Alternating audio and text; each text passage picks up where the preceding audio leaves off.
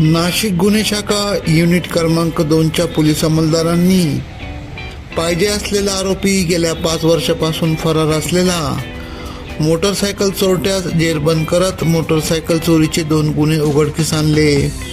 Police हवालदार मनोहर शिंदे व महेश खांडबाले यांना मिळालेल्या गोपनीय माहितीवरून गणेश सुरेश पिंपळे वय 30 राहणार तास दिंडोरी शिवरे फाटा तालुका निफाड नाशिक हा निफाड तालुक्यातील नैताळे येथे असल्याची माहिती मिळताच वरिष्ठांच्या मार्गदर्शनाखाली सदर ठिकाणी जात नैताळे येथील मतोबा मंदिरासमोरून गणेश सुरेश पिंपळे यास ताब्यात घेत नाशिकच्या गुलाबी थंडीत चहा पाणी देत विचारपूस केल्यानंतर त्याने गुन्हा कबूल केला. पुढील कारवाईसाठी नाशिक रोड पोलीस ठाण्याकडे देण्यात आले.